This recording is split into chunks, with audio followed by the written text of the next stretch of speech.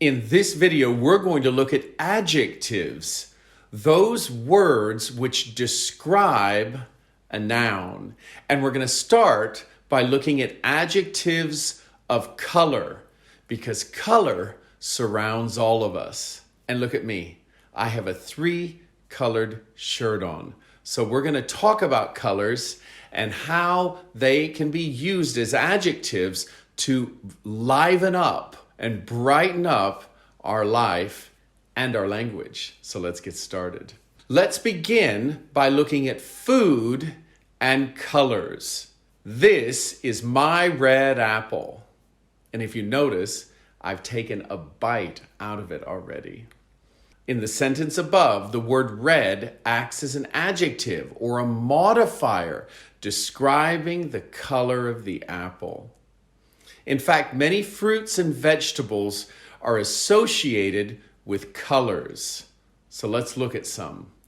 The pink watermelon. I love watermelon. Do you?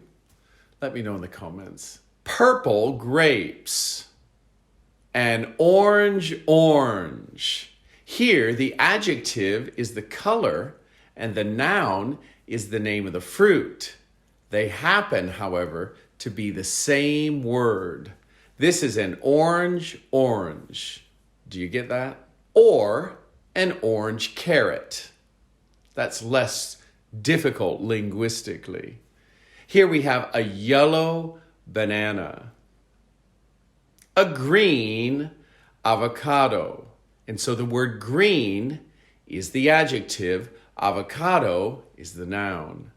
A red tomato or tomato, depending on your tradition, US, American, or British. Which color is the ice cream? It's pink. And here we have blue milk, or do we? Milk isn't blue, is it? It's white. So what about blue? A whale. We have a blue whale, one of the largest animals in the whole world. Next, let's use adjectives to describe the appearance of people.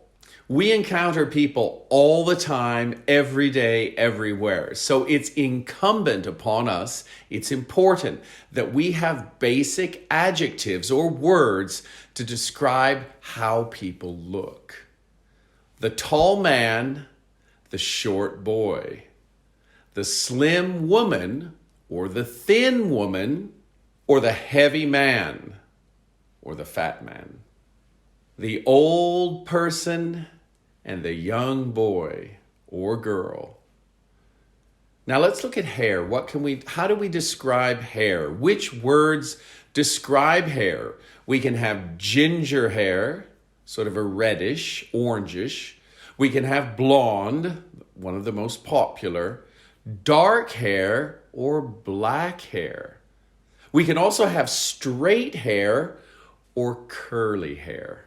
What about your hair? How would you describe your hair? Is it short or long? What color is it? Is it straight or curly? Let me know. Practice using these adjectives in the comments. And then, of course, we have the word beautiful, which is often described for women. The opposite of beautiful might be ugly, but in my view, we don't have ugly people. So we'll just stick with beautiful women and handsome men. We don't say beautiful man very often. We normally say handsome. Now let's look at people's emotions. Emotions are something we possess and we exhibit or show every day of our lives. So let's look at a few that are important that we might use on a daily basis. He is sad. The sad man. Sad is technically not an adjective when we say he is sad, but it acts as an adjective. Look at the sad person. Sad here is an adjective. It is before the noun. Other emotions we can use. A happy person. A sad boy. A tired man. a hungry girl, an angry child, a worried mother, an excited teenager, a scared adolescent or young person, and a shocked man.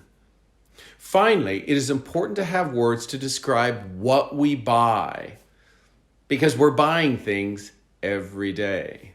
So we can describe things as cheap, not a lot of money, or expensive. That's an expensive mobile phone, or that's a cheap mobile phone. New and used are very common adjectives in English. I bought, to buy, a new car. I bought, from the verb buy, a used car. That is not new. We can buy a small stereo system or a big stereo system. These adjectives that I've discussed in this video represent essential words for the beginner in English to begin to express themselves on a daily basis in more detail, because adjectives provide more detail to your message. If you don't remember all of the words in this video, rewind it, watch it again, and tell your friends about it. Thanks for watching. Be sure to subscribe and see you next Monday. Bye-bye.